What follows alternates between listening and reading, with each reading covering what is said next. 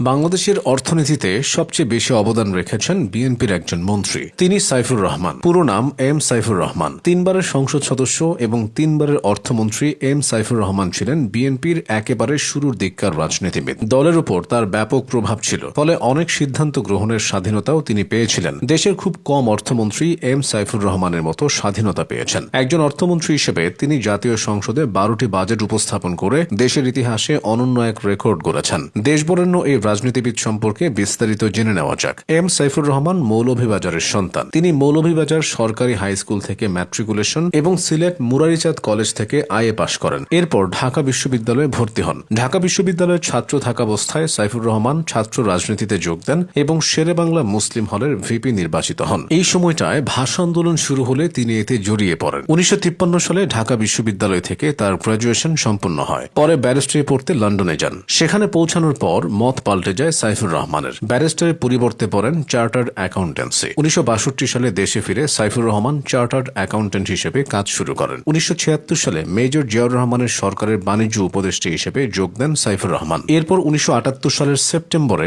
বাংলাদেশ জাতীয়তাবাদী দল তথা বিএনপির প্রতিষ্ঠা হয়। ওই সময়টায় দলটির প্রতিষ্ঠাতা জিয়াউর রহমানের ডাকে সাড়া দিয়ে দল গঠনে অংশ নিয়েছিলেন এম সাইফুর রহমান। সাইফুর রহমান বিএনপিকে সুসংগঠিত ও শক্তিশালী করার ক্ষেত্রে বেশ ভূমিকা রেখেছিলেন। তিনি মৌলভীবাজার ও সিলেট থেকে একাধিকবার সংসদ সদস্য নির্বাচিত হয়েছেন। 1979 সালে মৌলভীবাজার 3 আসন থেকে তিনি প্রথমবার সংসদ সদস্য নির্বাচিত হন। এরপর 1996 সালে ষষ্ঠ ও সপ্তম জাতীয় সংসদ নির্বাচনে মৌলভীবাজার 3 আসন এবং 2001 সালের অষ্টম জাতীয় সংসদ নির্বাচনে মৌলভীবাজার 3 ও সিলেট 1 আসন থেকে তিনি নির্বাচিত হন। জিয়াউর রহমানের সহকর্মী হিসেবে দেশের দুর্যোগকালীন সময়ে তিনি অর্থমন্ত্রীর দায়িত্ব পালন করেছেন। তিনি 1979 থেকে 1981 এবং 1991 থেকে 1996 সালে বিএনপি সরকারের অর্থমন্ত্রী ছিলেন। এরপর 2001 থেকে 2006 সাল পর্যন্ত অর্থ ও পরিকল্পনা মন্ত্রী হিসেবে দায়িত্ব পালন করেন প্রয়াত এই নেতা। এম সাইফুর রহমান 1991 সালে যখন দ্বিতীয় দফায় অর্থমন্ত্রীর দায়িত্ব নেন, তখন এরশাদের মাত্রই পতন হয়েছে। এরশাদ আমলের অর্থনীতিকে